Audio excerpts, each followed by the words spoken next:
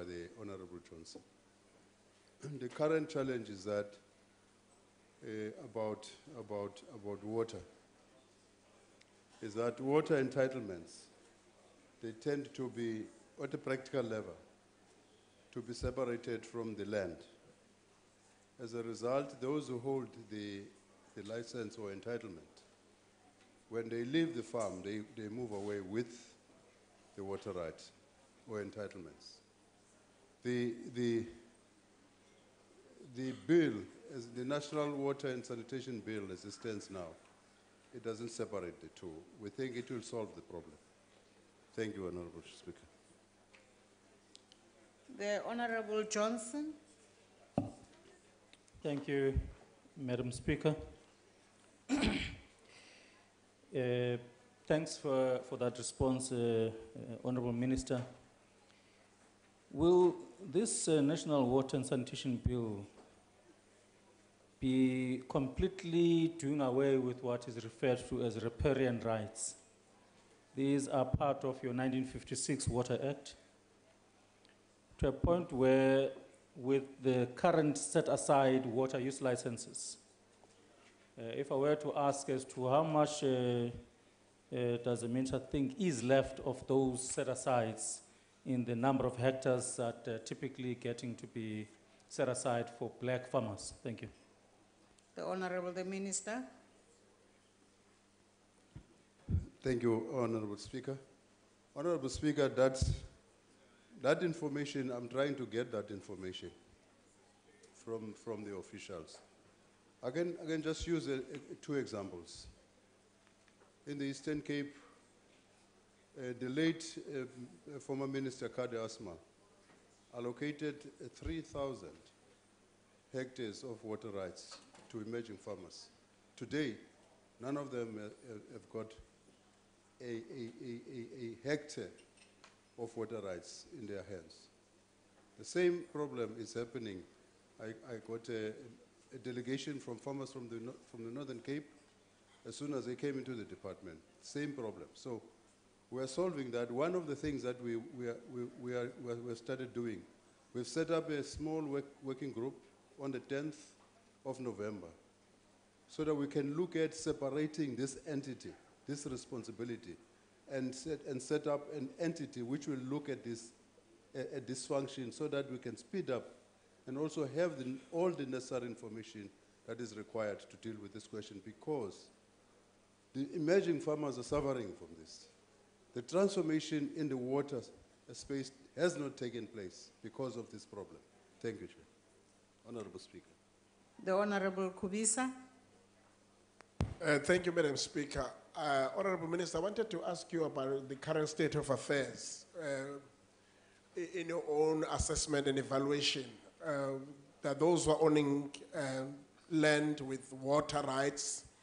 I wanted to ask you about the behavior patterns and attitude, whether the dams that are being owned at the moment, I know it will be very difficult for you to get the number of dams readily available. What is the behavior patterns? Are they accessible to the communities within the proximity, or whether they are used exclusively by the farmers concerned, in which case there could be some challenges here and there? Thank you. The Honorable Minister. Thank you, Honorable Speaker. Honorable Member, thank you very much for the question. We have been having a couple of situations where you have one single farmer owning huge dams, and therefore, at his choice, make water available to communities. You know very well the case in point in KZN. I sent my advisor to KZN to a meeting to discuss this matter just a month ago. And the report that I got is actually embarrassing, because water, in terms of the Act, water is a national good. And therefore, we should be controlling and managing the relations that are created by that law in terms of transforming this sector to that extent. Again, we have several farmers who have been charged as well, because they built dams without a license and things like those. So there isn't enough or sufficient control over this function. And I repeat that is exactly the reason why I've set up this team of people who are knowledgeable in the sector to say to them, I was looking at Schedule 3 of the PFMA, but they're saying to me there are other options. Because it turns out that there was an attempt made during the late Minister Mlewa's time to deal with this question. I'm moving in that direction so that we can have a professional body that deals with this matter outside of the department, but accountable to the minister. Thank you very much. The Honorable Mashabela.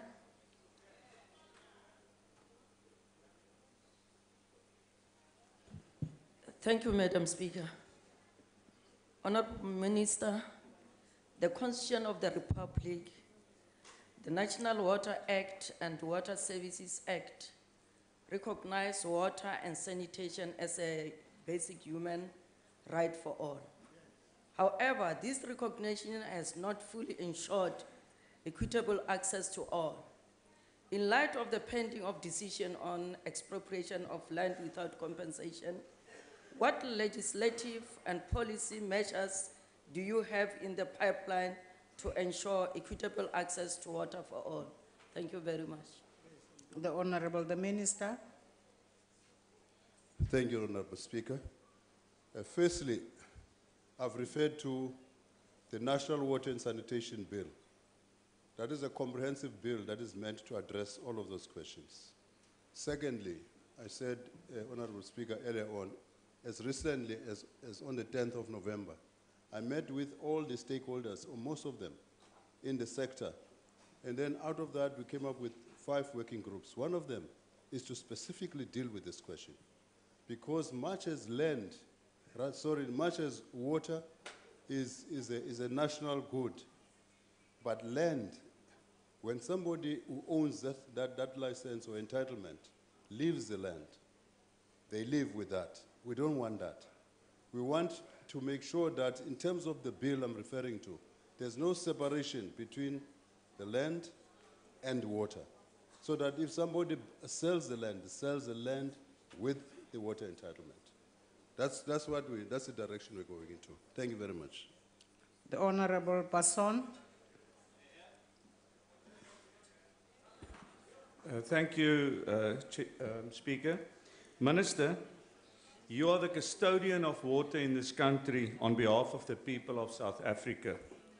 This does not make government the owner of water resources in the country. Some water does not belong to government. Minister, if you nationalize water, how will this affect the economy and food security in the country, and how will this affect current and future infrastructure development by agriculture? Thank you, Minister. The Honorable the Minister. Thank you, Honorable Speaker. Thank you, Honorable Member. When the drafters of that legislation did so, they meant that water would not continue, as happened in the past, to be a preserve of a few people, particularly white farmers, because now black farmers were emerging, and therefore also had to were laying claim to the water, and therefore the rights over water had to be equitably distributed across the board. Now, if water, therefore, was not, in terms of that act, if it was not handed over to the state to control, that transformation would not happen. The weakness right now is that much as that act says that the minister on behalf of government and the people of South Africa is the custodian, but practically that doesn't happen. And it is because of the weaknesses in the makeup of the delivery mechanism in terms of water. And therefore, what I'm trying to do now in saying we want to have an entity that is professionally going to deal with this matter, to make sure that none of the people who deserve to have water use rights or entitlement is deprived thereof.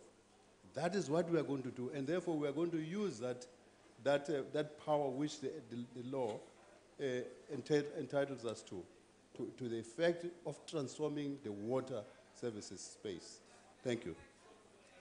We now come to question number 357 that has been asked by the Honorable Malatsi to the Minister of Human Settlements. Thank you, Madam Speaker. The Gauteng Department of Human Settlement has informed us that it has formed a technical committee to oversee and manage the matters of illegal land occupation comprising of municipalities in Gauteng, law enforcement agencies, parastatals, and other national departments relevant to land matters. The committee coordinates efforts to counter and prevent, on a proactive manner, the issue of illegal land occupations in Gauteng.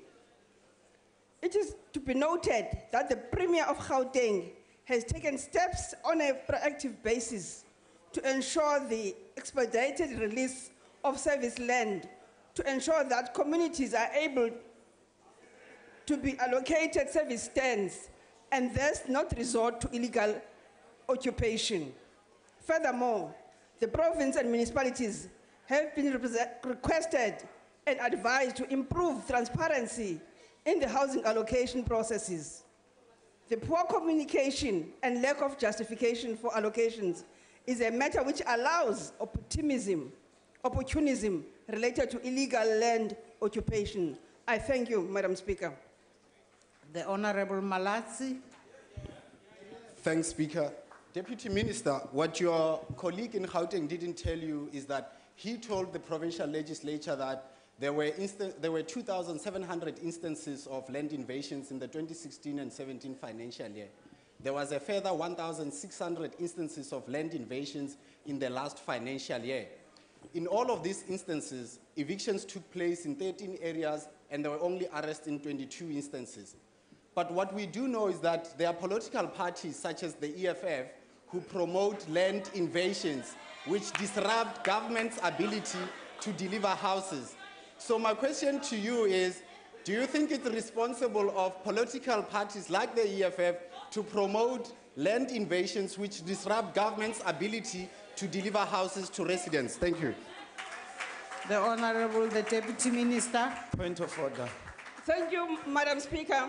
Thank you, Member. Point of order. What we There's a point of order, Honorable Gozi. What is the point of order? Honorable Speaker, the honorable member is deliberately misleading the House. He knows that if he's to make a claim, he must submit it as a substantive motion.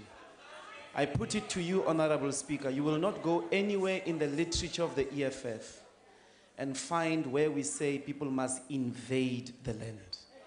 That is deliberately misleading the House. Honorable The lexicon is occupation of the land. Honorable Lozi, And that's substantially different. you will expand on your policy position when you have a time to make a speech. But I will look But at Honorable the Steyners, Hansard. we can't both stand. I will, no, Honorable Lozi, let me address you. Take your seat, Honorable Lozi. I've heard your point, and I'm saying you can make your own policy position clear when you elaborate, when you have the opportunity to speak. But I look at the Hansard about what the Honorable Member said. Madam Speaker, I actually have a rule I'm rising on, Rule 85. It is unparliamentary to refer to a member as having deliberately misled the House. So I'd ask that when you do study the Hansard, that you also look at that, because it is unparliamentary to say that a member has deliberately misled the House. Honorable Minister. On a point of order, Speaker. What's the point of order?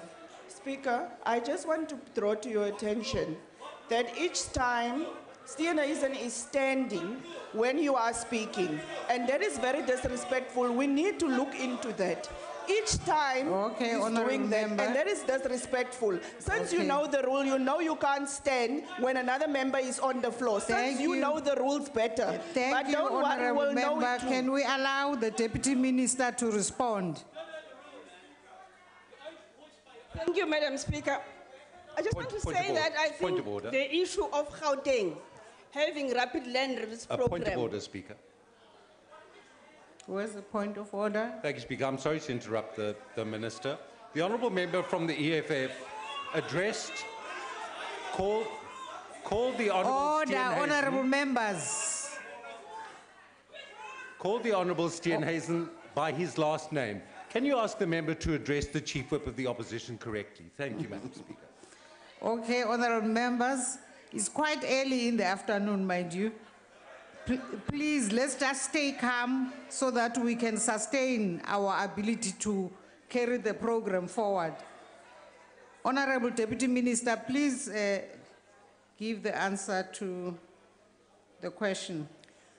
Thank you, Madam Speaker. I just want to say that I think we should applaud the Gauteng province for the rapid land release program because it is important. For example, it clearly identifies the fact that we don't have one-size-fits-all approach. The land release programs allows communities to have service stands and they can build their own homes with the support of government in some other instances.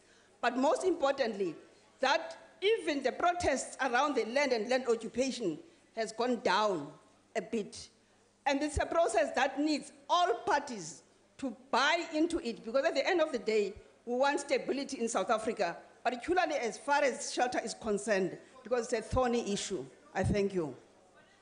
The Honorable Nchaisa. Thank you very much, Honorable Speaker. Honorable Deputy Minister, there's a tendency on the part of beneficiaries that allocated houses, the tendency of selling these or renting them. I just want to check, therefore, how far are we dealing with that challenge or how far have you dealt with that challenge so that these houses are given to the people who are in need? Thank you very much. The Honorable Deputy Minister. Thank you, member, for that question. Yes, we urge communities, please, not to sell government houses because the houses are given to them for free, creating the asset for each family. Selling houses, it means we're giving houses to people who don't deserve them. So it's important that we have that preemptive clause where we say people cannot sell their houses within the space of 8 years, having given a house. But more than that, we would have preferred a situation whereby people don't sell their houses at all because it's about generation to generation. But at the moment, there are people we know they are selling houses and we are bringing hawks and all other parties to ensure they get arrested. I thanks. The Honorable Sitole. Angibonge mhlonishwa somlomo. Mhlonishwa sekela ngqongqoshe. Uqolwa kwelokhu komhlaba akhona eGauteng kuphela. Kukhona eFree State, ukhona eNorth West, ukhona eMpumalanga, ukhona eKZN. Umbuzo wami uthi nationally iliphi iqhinga enalo lokunceda ukuthi lokuqolwa komhlaba kukwazi ukuncishiswa nanokuthi njengamanje umhlaba ngomningi bawo mawubheka ama-informal settlement akhula ngomningi ngenxa zokuthi umhlaba uyaqolwa ukuthi liphi iqhinga elinalo ku-national ukunceda omasipala. The Honorable Deputy Minister. For Omaspala, we have what is called Urban Settlement Development Grant. It is meant to buy land for the municipalities, particularly the metros. And we urge provinces also to adopt this approach of Gauteng, of the rapid land release program, because it alleviates the pressure around the waiting list in terms of houses. Because if we go only the subsidy route, people wait long for houses. But if people that are given a free stands, which are serviced, they can build their own homes faster. The Honorable Mishwe.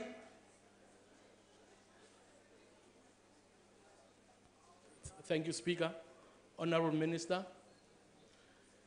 the debate has taken place in the House and the ruling party and the EFF have agreed that Section 25 of the Constitution has to be amended. Now, my question is, how will government be able to stop land invasions when the property clause in the Constitution has been removed? Because it is because of the property clause that makes it illegal to invade land. So how will they stop that if the property clause is removed? Thank you. The Honorable the Deputy Minister. Thank you, Reverend Meshwe. Thank you very much for the question. But when you deal with the issue of property clause, it's putting the cart before the horse. Let's allow the process of working on the issue of the land in Parliament to take its place and discuss the property clause within that ambit. It must be taken in totality, not as a separate piece of legislation. I thank you. We now go to question number 331 that has been asked by the Honorable Hlonyana to the Minister of Human Settlements. The Honorable Deputy Minister.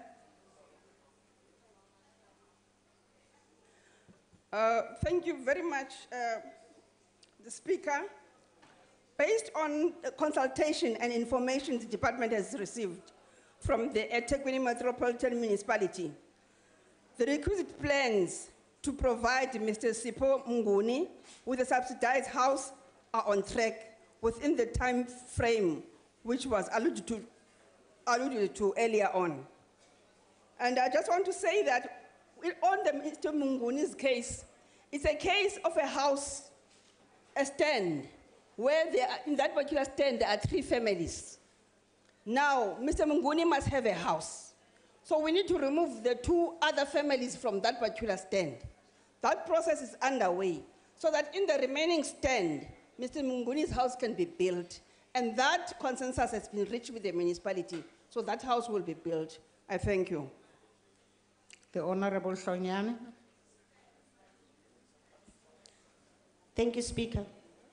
For over a year, we have been fighting with your department so that Mr. Sipho Mnguni receives a house, so that he is able to live in dignity. Your department and the eThekwini municipality have done everything in their power to delay this process and have given us excuse after excuse. That is why we doubt Mr. Mnguni will ever have his house in March 2019. That is why we want to know who will be held accountable if come March 2019, Mr. Mnguni does not have a house as promised. The Honorable Deputy Minister. Thank you very much, Honorable Member. I just want to make the House understands that in terms of slum upgrading in particular, it is a difficult process. What we are having now, we're having 2,200 informal settlements across South Africa. Out of that, 1,845 have been assessed and been developed. And we have, out of that, 850 with clear plans of upgrading. So it's not an event scenario, it's a process. This particular incident has happened because across South Africa, including here in Cape Town, there are lots of families who are occupying one stand. There are 3 or 4 families. So we have that problem that we've inherited. But what we are saying, in this particular case, we have made sure the issue of Mr. Mnguni has been lifted up so that it gets prioritized. Mr. Mnguni will definitely have his house. And you can even hold me responsible for that. I thank you. The Honorable Mafu. Thank you, Speaker. Deputy Minister, Mr. Mnguni's problem arises from a problem of informal settlements upgrade. Now, how does the department hope to prevent or mitigate an occurrence of a similar case of Mr. Mnguni in future? Because we have a lot of informal upgrading in the country, and there's a lot of them that are occupying more than one stand. The Honorable Deputy Minister. The only way of avoiding a scenario which is similar to the Mnguni scenario is to make sure that the people themselves, Mnguni and them, must be involved in the upgrading process. That is why we're talking about the social compact, where government, municipality, and communities, they decide about their future. So from area to area, communities are involved in the upgrading of their own informal settlements. The Honorable Malatsi. Thanks, Speaker. Deputy Minister, one of the biggest challenges with access to housing projects is that there are opportunistic people who illegally occupy houses that people like Mr. Mguni have registered for. In March this year, there was an instance where MK veterans invaded a housing project in Margate, and people who were registered as beneficiaries there were pushed out. So what is your department doing to prevent such groups from pushing back those legitimate beneficiaries of housing projects to get their houses? The Honorable Deputy Minister. Thank you very much, Honorable Member. Thank you, Speaker. One of the things that we are saying, that the issue of occupation of houses, particularly in a situation where a housing has given to a particular person and somebody else is in the house, that's completely illegal. And it's an issue that we don't want it to be promoted. That is why there is a technical committee, particularly in Gauteng, and we want it to be replicated in other provinces, where law enforcement from all angles are part of that, committee, and together with officials from province, national, and the municipality. So that at the end of the day, we nip in the bud the issue of occupation of houses, because it's illegal occupation of houses. And in some instances, you'll find out other people have title deeds and they are not in houses. That is completely incorrect. And I can assure you that as a department, we even want to move towards centralizing even the beneficiary list process. So that at the end of the day, at a national level, we can know which house has gone to whom. At the moment, it's still free for all, and I think it's incorrect. The Honorable Sitole. Angibonge kakhulu Somlomo nosekela kaNgqongqoshe ukuphendula kwakhe. Kodwa ke into ekhathaza ukuthi umbuzo ukuthi bazoba bangaka abantu abazofana noMnguni okuzofana baze babikwe ngaphambi kohulumeni abone ukuthi khona izinto engahambi kahle. Ubudlelwane phakathi be-ward councillor nomasipala bunjani uma abantu bazoze babikwe ama-cutting age ngaphambi kokuba khona i-action ethathwayo ukuthi njengamanje intervention ye-national imi kanjani? The Honorable Deputy Minister. Honorable Member, we are emphasizing that local committees are very critical, particularly ward committees. Because in many instances, these things happen at a local level. That's why it matters most. That is why we want councillors themselves, together with communities, to advise departments of the kind of problems they are confronted with on the ground.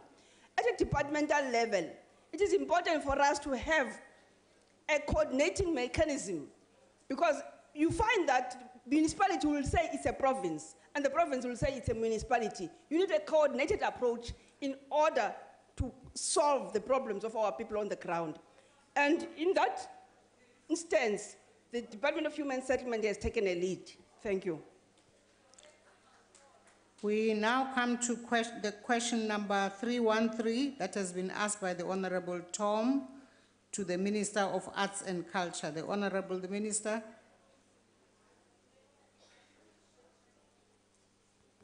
Good afternoon. Thank you, Speaker. And thanks to Honorable Chairperson of the Portfolio Committee, Ms. Tom. The Department of Arts and Culture has established various oversight mechanisms to assist the public entities to achieve their targets as adopted and tabled in Parliament. These interventions are important in ensuring that the public entities are better managed and accountable through sound corporate governance and performance management system. The Minister signs shareholders' compacts with chairpersons of the DAC public entities. The shareholder compact symbolizes a performance contract between the Minister and the Council. The department has also developed a set of templates to ensure standardized reporting and to facilitate a consistent assessment of performance through the the submission and analysis of the quarterly reports. Some of the forums include the Chief Executive Officers Forum, and this forum is chaired by the Director General of Arts and Culture. The forum comprises of all CEOs, heads of institutions of DAC. The forum meets twice a year. The other one is Chief Financial Officers Forum. This forum of CFOs of public entities and is chaired by the DAC CFO. The other is the Sector Forum. The following sector-specific subsectors like the Performing Arts Institution, the Heritage Institution and others. The last one is the bilateral engagements. This is a situation where the minister engages all the entities